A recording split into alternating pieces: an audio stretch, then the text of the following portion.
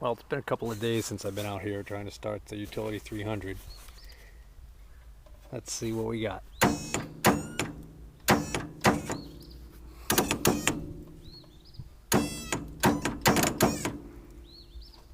Still not budging. Well, gonna try something different. Gonna disconnect this battery cable here and put a shorter battery cable in place, and try and get some better connection to the starter and make sure that this long battery cable that runs all the way to the rear here isn't dropping too many volts. Alright, I relocated the ground cable to the bracket for the starter, one of the bolts on the bracket on the starter, and I've got my borrowed cable. It's not new by any means, but it's in a lot better shape than the cable that was on here. So now I got a good charge of my battery here. I'm going to be able to put maximum amperage to this starter now and see what happens. Hopefully this will break this thing free. Let's see. Let's watch that fan blade and see how it moves.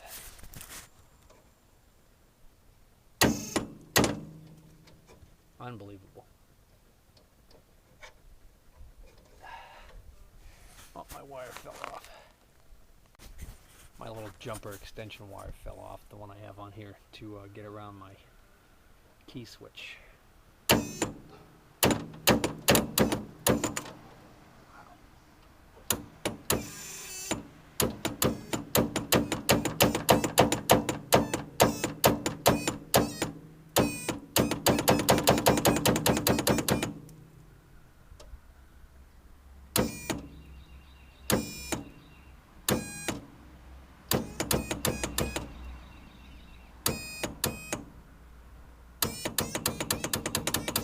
Can't get over how locked up that is.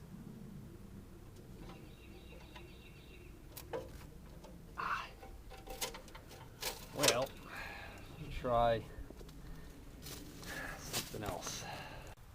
Okay, well, what I did was I disconnected the positive cable from the solenoid, and I decided to just try and touch it directly to the other post, which goes right into the starter, to see if the solenoid was dropping too many volts from a bad contact, but I didn't see any indication of that.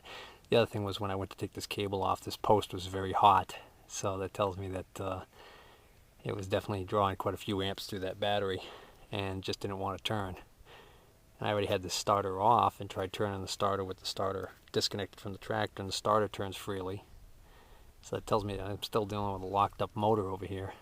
I didn't want to try too much anyways, because I was making sparks like crazy, and I'm worried about all these dry leaves catching fire. And while I looked down to see whether or not I had touched off a brush fire, I saw that puddle forming right there.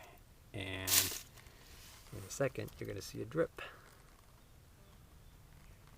And what I would be more venturing to guess that is that's probably the diesel fuel that I put into those cylinders. So, why is it coming out of here? Well, I can only imagine. Figuring it's working its way down past those cylinders, past those pistons and rings, and getting into the oil pan, filling up the crankcase, and either coming out, well, I'm trying to look here and see where it's dripping out of, but it sure looks like it's coming right out of the bottom of the housing here. So I'd say it's probably coming out of a bad rear main seal. And judging from the underside of this tractor, it's pretty well splattered with oil. It looks like that may have been leaking for a while. And maybe they've just been topping it off as they go. I hope. Another possibility is it could have a bad seal in the hydraulic pump, and that could be overfilling the crankcase. Oh, hate to think that's the case, but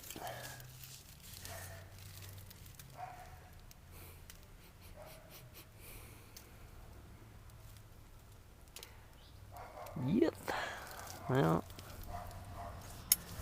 So how's all that getting down into the crankcase, and yet the motor's still locked up, huh? Could it be going past 3 cylinders that aren't stuck and just not freeing up one that is? I think I'm going to have to pull the head, much to my chagrin.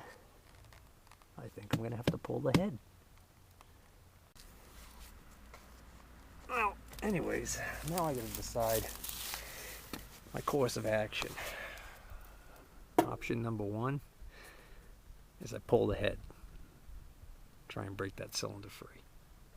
If we're still assuming it's a stuck cylinder.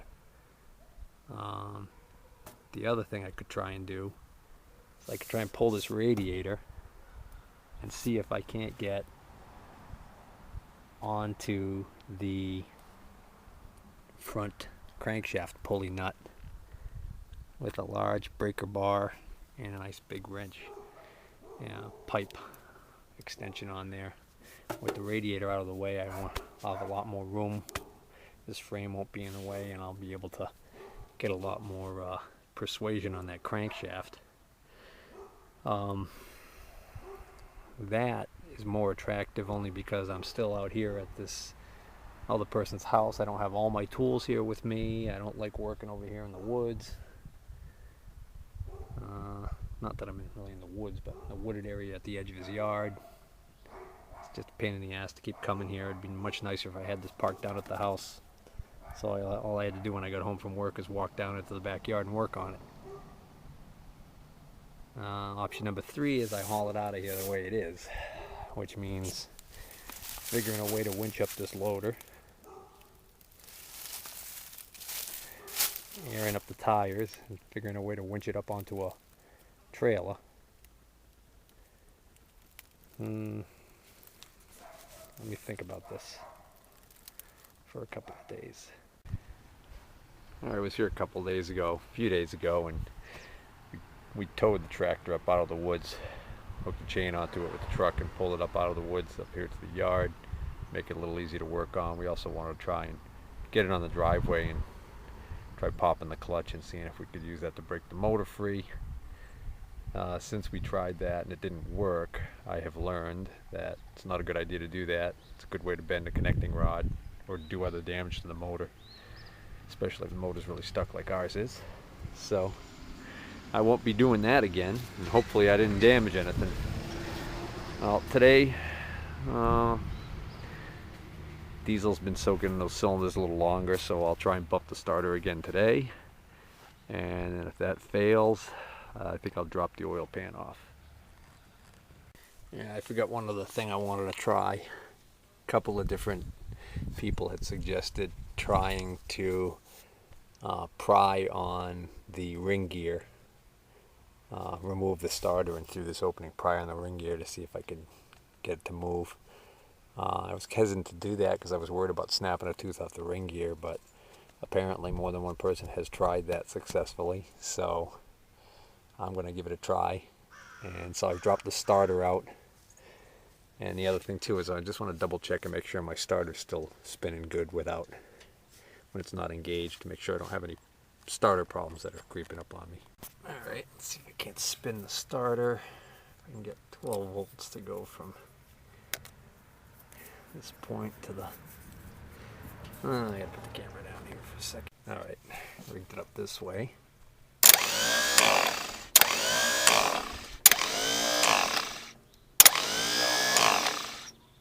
Alright, looks like my starter's still running okay. Okay, now I got the starter moved out of the way, see if I can't get a bar in there and grab onto one of those teeth. Wow, I tell you what, I think that actually worked.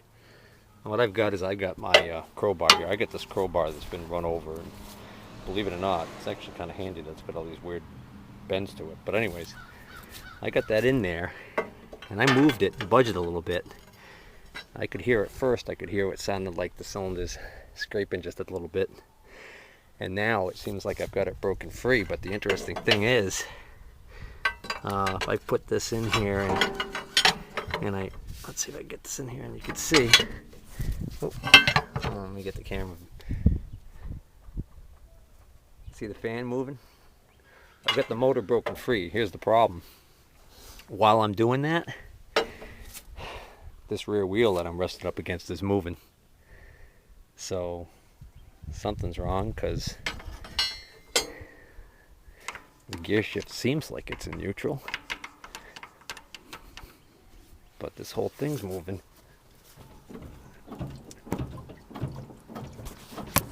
Well, maybe not. I don't know. When I rock the wheel, it doesn't do anything.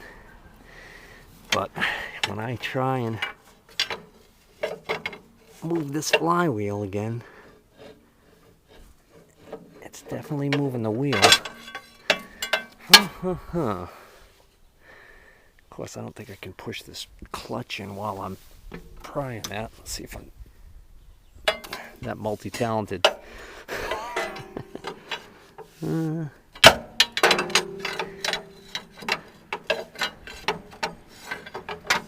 Tricky, tricky, tricky. Yeah, now I can, okay.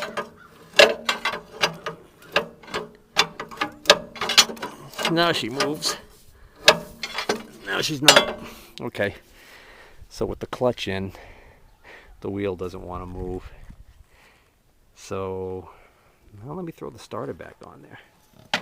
Alright, I just tried it. It moved a tiny bit and then stopped, but I think my problem is I'm not getting enough cranking amps to this starter with my jumper cable set up here. They're just not that good. So what I need to do is I need to go back to the house and get my my battery. Hopefully it's got enough of a charge left in it to crank this thing.